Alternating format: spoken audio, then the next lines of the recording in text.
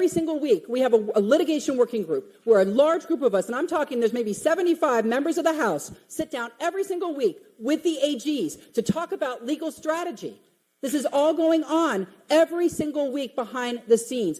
It is nonstop talk, nonstop introduction of bills and legislation, nonstop being on social media as much as we can without being throttled and without the crazy analytics, and doing all these things. Democrats have finally revealed exactly who they are. Obstructionists willing to go to any length to stop Donald Trump, including lawfare, all right? And all of this, of course, has been recognized by the American people, which was one of the key factors as to why Donald Trump actually won his 2024 election. And what we're going to see today is Brandon Gill calling out Representative Dan Goldman in spectacular fashion on the House floor over this exact same topic. But before we get to these clips, don't forget to like and comment on this video so we can break through the algorithms. Here we go.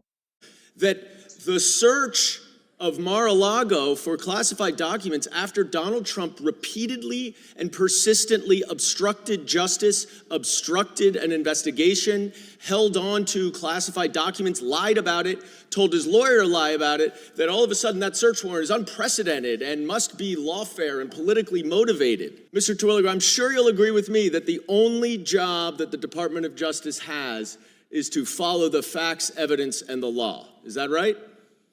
I would agree with that, but I'd also tell okay, so I would also I say, cut off, sir, Mr. that Terwilliger, I didn't ask you another US question. attorneys have a duty the other to problem follow their we orders. have here is the U.S. attorney in Washington, D.C. And unfortunately, I don't have enough time to get into him, but to actually say that I am the president's lawyer, I hope you recognize, Mr. Terwilliger, as someone who cares about the Department of Justice, that undermines the entire law enforcement system more than anything that anyone else prior to January of this year has ever done. And I yield back. I would now recognize the gentleman from Texas, Mr. Gill, for 5 minutes. Thank you, Mr. Chairman. Lawfare is antithetical to the American experiment. It's explicitly contrary to the rule of law, but yet it seems to have been the Democrats' last-ditch effort to win the 2024 election cycle. In the lead-up to the 2024 election, Democrats knew that they couldn't fairly win. They were running a candidate whose cognitive state was in question, that was declining before our very eyes on national TV while they were trying to tell us that he was sharper than ever. Their political strategy reminds me of the line in Orwell's 1984, which was, the party told you to reject the evidence of your eyes and ears. It was their final, most essential command. And that was consistent with the left's messaging. They were trying to tell the American people, for instance, that defunding the police makes our communities safer, that men can get pregnant and should be sharing locker rooms with our daughters, and that flooding our country with millions of cheap serf laborers would be somehow economically beneficial to our working class. But in order to get over this messaging issue, they attempted to, again, flood the country with people that they thought would eventually become Democrat voters, knowing even now that our election system had legitimate vulnerabilities to it. They directed social media companies to censor lawful speech of American citizens and illegally put President Trump behind bars for made-up federal charges. But I want to talk about one instance in particular, which was Democrats calling upon corrupt state-level officials to peruse state-level lawfare and punish President Trump and the millions of Americans who supported his campaign. Their one last hope leading up to the election was to concoct a novel legal theory by Manhattan DA Alvin Bragg. Alvin Bragg in the state of New York didn't have jurisdiction to hear this case. They knew that moving forward would violate settled Supreme Court doctrine, but again, this was their last best hope.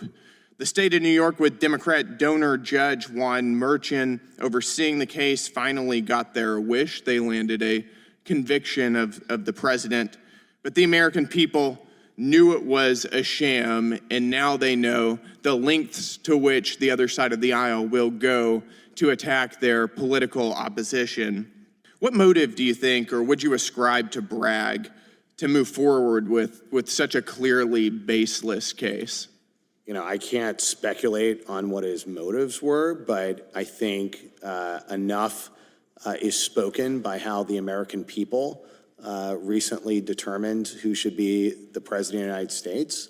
And I think that there is a general view in the public mood of the American public that looking to prosecute political enemies raises serious concerns about not just the law, but what culture do we want in America? Yeah, we all know exactly what alvinbragg was doing, right? I mean, after all, the man campaigned on going after Donald Trump. And that's why in New York City, this hush money scandal becomes 34 felonies for federal campaign violations, right? So, of course, right off the bat, New York City was the wrong venue to bring these cases. And I'm still waiting for the appeals process to play out to see what actually happens. And by the way, speaking of the outcome of that case, Donald Trump, with his 34 felonies, receives no jail time, no fines, nothing, all right? It's basically just on his record to try to mar him from being elected all the way back in 2024, but of course, it didn't work. But let's go back to Dan Goldman, all right? He's going to talk about Donald Trump with all of his supposed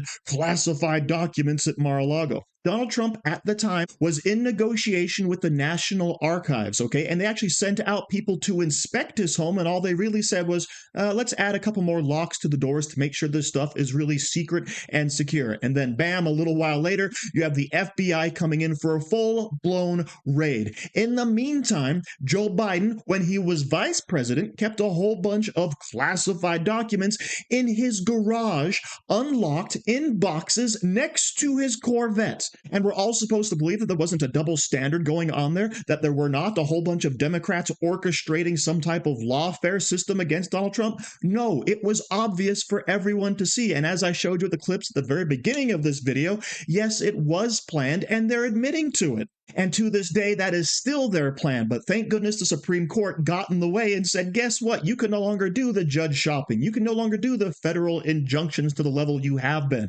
Okay, so all of their efforts to stop Donald Trump have now been broken down at every turn because guess what? In this country, justice still prevails. It just might take a little bit of time to work through the legal system. So thank you very much for watching. Don't forget to like, share, comment, subscribe, and say hi to your mom for me. Do you like t-shirts? Of course you do. And now you can support the channel by buying an Angry Teacher t-shirt designed by me, Angry Teacher. So if you like America, if you like freedom, if you like liberty, then go ahead and click the link in the description where all designs, of course, are 100% mother approved. So enjoy yourself and find something you like today.